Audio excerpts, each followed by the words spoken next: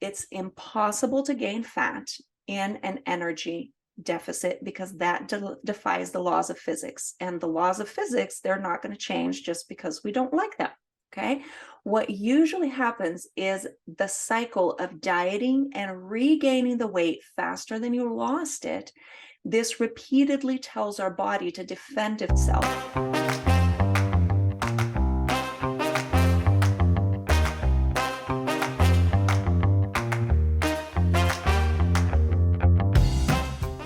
Hello and welcome to the Core Podcast. We're your hosts, Aline Keller and Shannon Polson. I'm a precision nutrition certified coach. And I'm a NASM certified personal trainer for over 13 years. We support women 30 years old and over to pursue health through realistic nutrition and fitness strategies. Our main passion is to help you find that smile when you look in the mirror, find freedom when you eat, and joy when moving your body. Make sure to subscribe for your weekly dose of doable health tips, practical advice, and so much more. It's the health education you wish you'd had.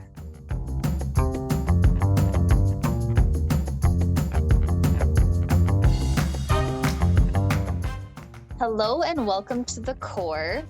Today, Aline is going to chat about starvation mode. What is it and what can you do about it?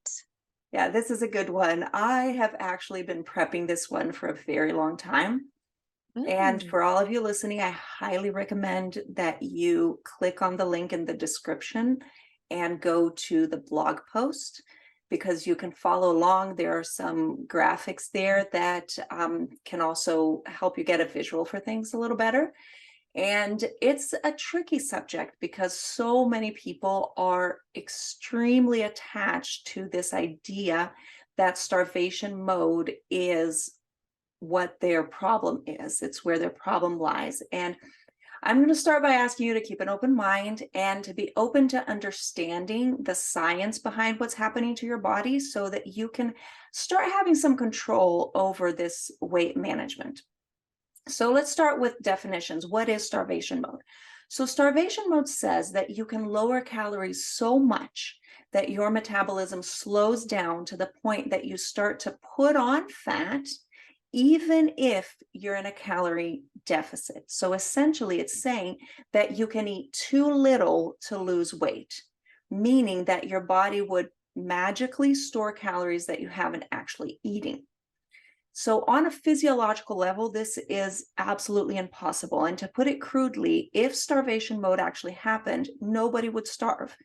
You will never lower calories enough that your body will overcompensate and you start putting fat back on. Now, avoiding crash dieting and severe restriction is important. And it's not because you're going into starvation mode. It's because your body is activating mechanisms that it's designed to activate when in a calorie restriction. But these don't include holding on to body fat. Now, in the nutrition world, we sometimes reference controlled starvation, and this is not the same thing as what people call starvation mode. So controlled starvation is sometimes, I don't see this used very often, but it's sometimes used to reference a calorie deficit, because when you're in a deficit, you're giving your body less than it needs. So that's where the term controlled starvation comes from. Different from body being in starvation mode, which is a term that says that you're not eating enough to lose weight. You have to eat more. Now, when people are supposedly eating too little, why do they gain weight? And I use supposedly here because what we think we're eating and how we're actually eating isn't always the same. Okay, that's also the whole different story, but what usually happens is actually a lot simpler than people think. So let's start again with it's impossible to gain fat in an energy deficit because that defies the laws of physics. And the laws of physics, they're not going to change just because we don't like them. Okay, what usually happens is the cycle of dieting and regaining the weight faster than you lost it. This repeatedly tells our body to defend itself. And I have some illustrations in that blog post for you. So there's usually a huge restriction which isn't sustainable. We've talked about this before. You go on a diet that you just can't do for more than a few days or weeks, and it's followed by an increased consumption, which is usually above what your body would actually need, leading to the yo-yo diet trap. Now, you've seen this in your life before. Most people who diet, they don't do it just once, unfortunately. So I've been through this, and most people I've talked to have been through this. You know, you went on a diet and then you gained weight plus a little bit. And then you go on a diet and you gain it back plus a little bit. And that plus a little bit, you get to a point where you say, I just can't take this anymore. Like, when will I be able to lose the weight? I must be in starvation mode. No, you're not. Okay. So this either happens from binge eating. People with excessive restriction usually have bouts of binge eating. Cheat meals, which is a term that I absolutely hate. Nobody should need to resort to cheat meals. And any other thing that is just an overconsumption in a short amount of time. Now, because the calories were so low before, when there is a higher calorie episode, you put on fat very quickly, above what you would have put on if the restriction hadn't been so intense. Now, I have a whole episode on our body's defense mechanism and exactly how this happens. This is going to come up soon, okay?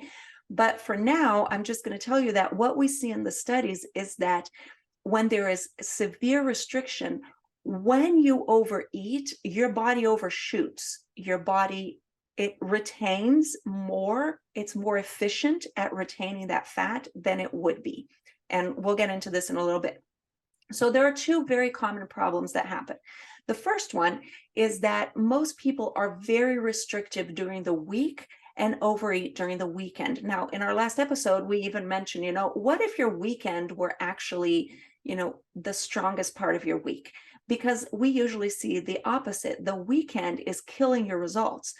Those days of overeating, they can easily undo the calorie deficit that you had. What you do from Monday to Friday is absolutely irrelevant if Saturday and Sunday don't have any boundaries. As you're going to be able to see in an image on the post, is that a weekend free for all eating can completely derail all of your results. Now, I'm going to give you a generous example, okay? My example is somebody that has a 2,100 calorie maintenance. So to lose weight, let's say they go on a massive restriction of 1,500 calories.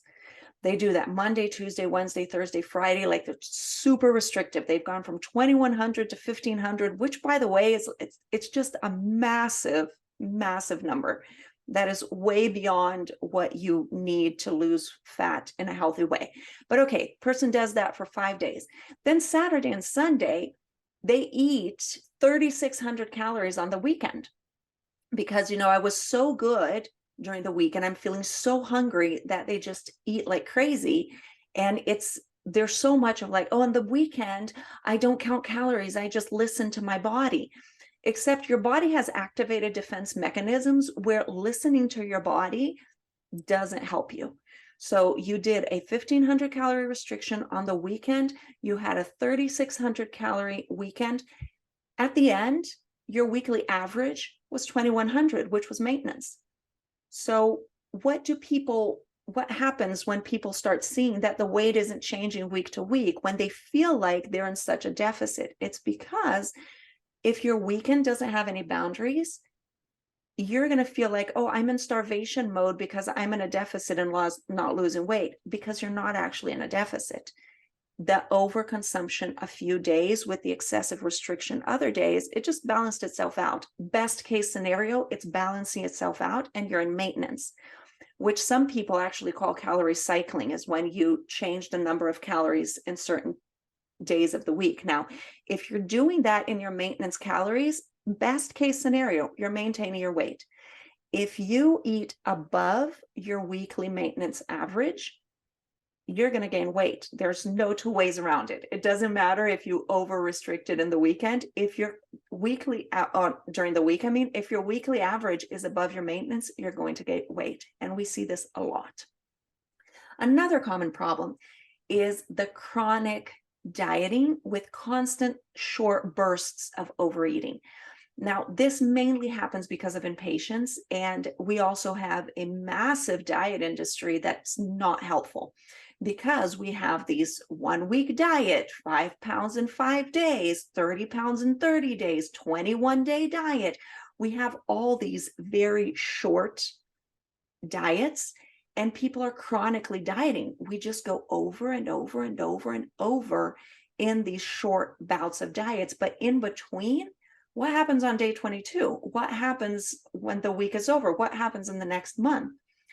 We just eat without any boundaries. And this mainly happens. The biggest reason why we buy into short-term diets is just impatience. Like, we just want to lose weight and we want to lose it now.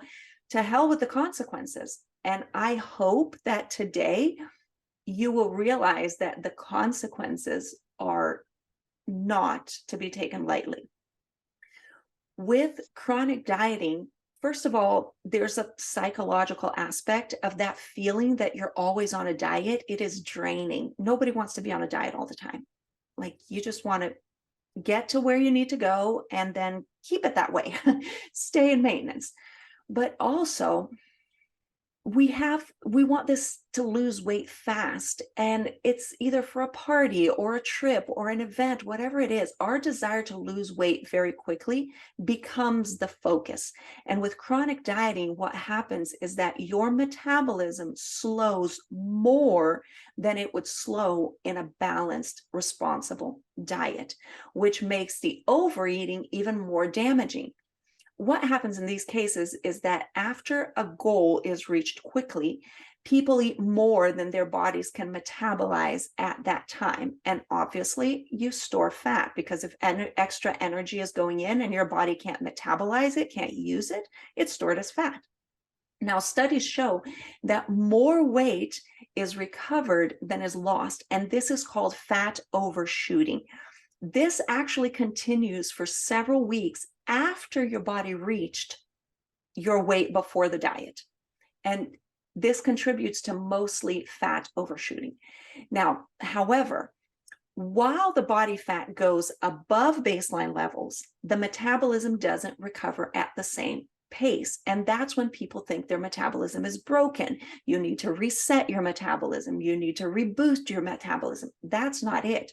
The issue is your metabolism, when you lose weight, your metabolism is going to slow down. That's just something that's going to happen because, and there's a whole episode on this, but this is going to happen because when your body is at a smaller size, it needs less energy. So your body compensates for the lack of energy coming in.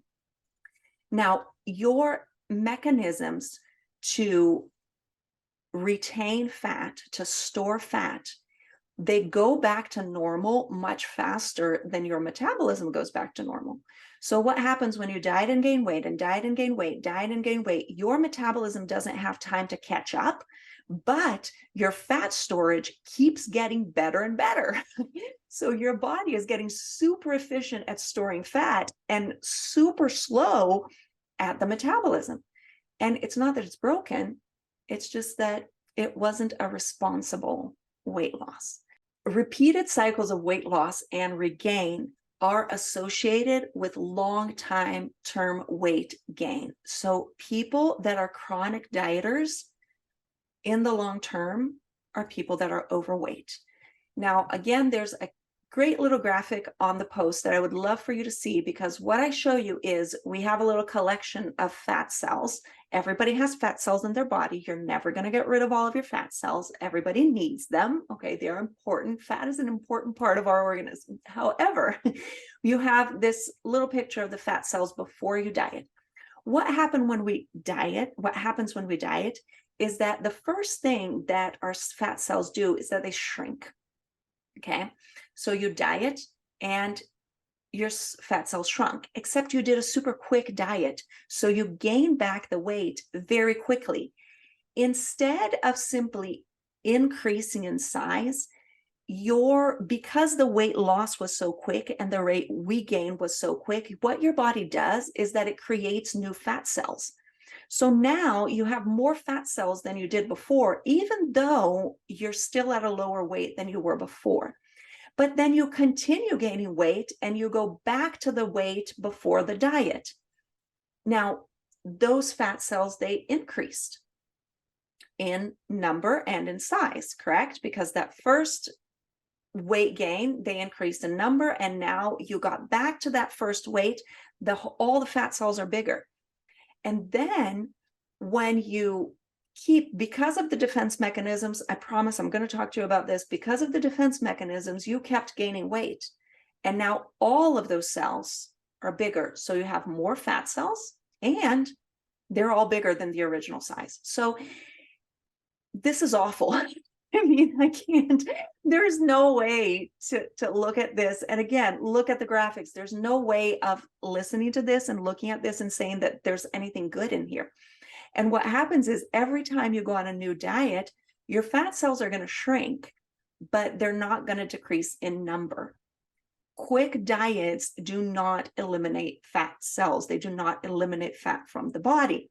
What's going to happen is you're going to shrink, increase number, increase size, shrink, increase number, increase size, shrink. And I mean, nobody wants that. And that's why it's increasingly difficult to lose weight when you keep yo-yo dieting. Now, what does this tell us? Your body will not go into starvation mode from skipping a meal, from fasting for 24 hours, or dropping calories for a few weeks. It's certainly not advisable to eat too little, but all you have to do to understand that this doesn't really work the way we would like is to look at people throughout history who've been severely underfed under terrible conditions. They didn't hold on to body fat, on the contrary. So no one gains fat from eating too little. However, when you go back to your previous eating habits after eating too little, your body's better at storing fat. So some people will say that there was a hospitalized condition or an extremely low calorie diet that people lost a significant amount of weight in a short time. Of course they did. Severe restriction leads to severe loss. And this is the only time when it could be like controlled starvation, but it's not starvation mode. It would be a controlled starvation. Now, it's not because of starvation mode. It's just because when you eat less than what your body needs, you're going to lose weight. And again, when people go back to eating normally, they gain the weight back. Unfortunately, if you gain the weight back without any boundaries, it's going to stay in that cycle of gaining more and more weight each time. So why have you stopped losing weight? What's happening when you say, oh, I'm in a deficit and I can't lose weight, or, I'm doing everything right and why am I not losing weight? So what happens is that our weight loss isn't linear. As your body changes, you need to make adjustments to the amount of food that you're eating, to, how you're moving your body to maintain whatever it is that you're trying to reach.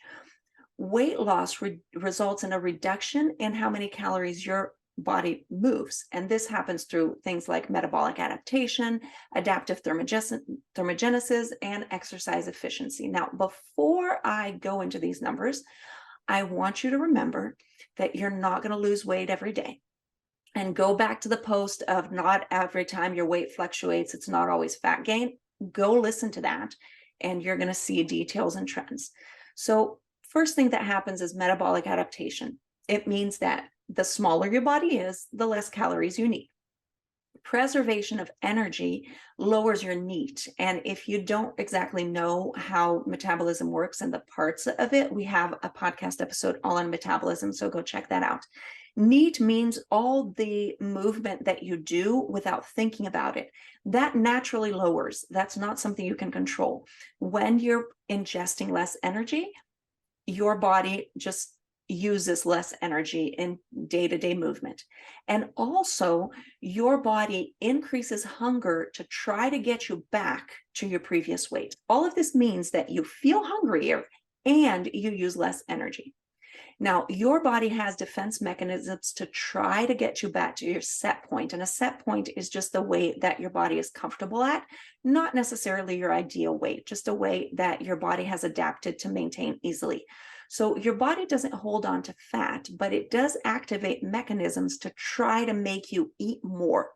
When you do eat more, it gets better at storing fat. Now, starvation is possible, yes. but it's not what the absolute majority of people are experiencing when they stop losing fat at the rate that they wish they were losing fat. So if you use the term starvation mode to mean calorie restriction, that's okay. I mean, it's not completely accurate, but I get where you're coming from, like I said in the beginning. But if you use the term starvation mode to say that eating too little means that you're going to hold on to fat, that's just completely wrong. Now, the next thing is adaptive thermogenesis. What this means is that you move less when you eat less. So this is a mechanism that your body is using because it has less energy available. So it's going to use less energy, kind of like a light bulb. You know, if you have a light bulb that is not functioning as well, it's not going to shine as bright, right? I mean, we have so many LED light bulbs that I don't even know if people are going to get this reference. But, you know, with regular light bulbs, you can sense that the light is dimming a little bit because you don't have as much capacity for the energy to go through. Or even think of it like a dimmer. A dimmer switch, what it is you're sending less energy to that electrical current. So the light is weaker when you have less energy. It's stronger when you have more. It's the same thing for your body. When you're eating more energy, your body can move more during the day, and your body auto-regulates this. Now, another adaptation that happens is exercise efficiency. Your body becomes more efficient at exercise. And this is where lots of people get frustrated because they're working out. And when they start working out, there's like this big drop, like they see a big difference. But then after a while, they're like, I'm doing the same workout and I just feel like I don't burn as many calories, or I don't see the same difference. Yes, and that's a good thing, because what your body is doing is it is becoming more efficient as dealing with that stressor, meaning that the better you get at exercise, the less calories you burn while you're exercising, while you're performing that activity. All right. So all that being said, this is a big one, but hang on there. So adaptation and energy balance. Now, while this defense mechanism that our body has is trying its best to help to hold on to the weight we had before, it does not invalidate energy balance. Okay. This adaptation is not going to be greater than your calorie deficit. So when people say starvation mode, it is not possible for your body to hold on to energy that you haven't consumed. All right. So with continued restriction, there will be continued loss. The reality is that when we are faced with this powerful defense mechanism, most people stop the restriction, and you've been there before. You go on a super restrictive diet, you just can't do it, so you give up. Now, if you stayed on that 100-calorie juice cleanse for a year, you would die, but you just can't keep it up. At some point, your body you just can't. Your body, you get hungrier, you can't function well, you can't move your body well. So this defense mechanism, when you're over restricting, you just can't keep it up. One issue is that after a very restrictive or prolonged diet, listening to your body doesn't work because, like I said before, this defense mechanism overshoots, meaning that when you restrict a lot, your body overcompensates by making you feel hungrier than you would feel had you not restricted this much. And now, if you don't take anything else out of this episode, I want you to take this. An exit strategy is the most important part of your diet. I don't care what the diet is. Even if you decide to go on this 100-calorie juice cleanse, which please don't do that, but the most important part of any diet is how you're going to leave the diet, not the diet itself. People think that since your metabolism will go down on a deficit, it means that you should never go on a diet. You should never go on a deficit. And that's not true. If you want to lose fat, you have to go on a deficit. When you eat more, your metabolism will increase again. But if you eat too much, you're going to gain fat again. And the quicker you lose weight, the more your metabolism will slow. And it's a very good idea to not lose weight too fast, because a drop in metabolism from a reasonable deficit is not bad. And it is something that you can work with and keep it at a normal range. It's just a normal bodily response. Metabolic adaptation, that's not a problem to be fixed. It's just what happens.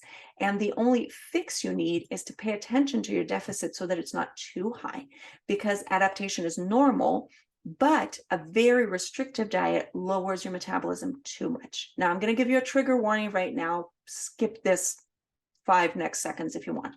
Starvation mode is made up, and it's made up to justify overeating, either after a diet or during a perceived, meaning that you think that you're in a deficit when you're not. Now, it's come to a point where it's not rational, it's not intentional, but that's the truth. But people are religious about this starvation mode, and it's really not a thing. Now, metabolic adaptation is a thing. Your body is going to try to fight weight loss. I'm going to talk about this defense system in a few episodes, but right now, what can you do to offset your body trying to gain more fat? Here are a few things. Number one, don't diet all the time. Diets are supposed to be temporary. Number two, I've said this many times before, slow the heck down. The faster you lose weight, the stronger your defense mechanism is going to be. Your calorie deficit should be small enough that you can stick to it and still enjoy your life, but high enough that you're losing weight over time. If you go too low, you won't keep it up, and you're going to be binging, erasing the deficit. Or if you go too fast, then you can't really keep that up, because at a certain point, your body is just going to compensate that. So the important thing isn't to focus on stopping the overeating. It's on stopping the restriction. Our focus is wrong. We have to stop restricting ourselves so much, because the overeating balances itself out if you're not restricting all the time. Think long term. The next one, be responsible with your higher calorie meals. It's fine to have these meals. It's fine to eat a little more now and then, or a different kind of meal. Just be responsible. If you are doing a sustainable diet, this rarely comes up as an issue, but it's important to figure out a sustainable diet, preferably talk to a coach. Have an exit strategy, have an exit strategy, have an exit strategy for your diet, okay?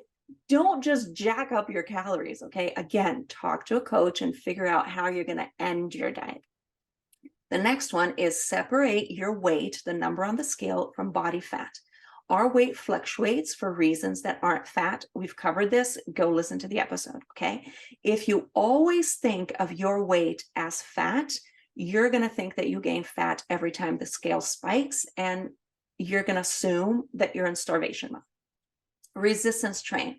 Body weight works.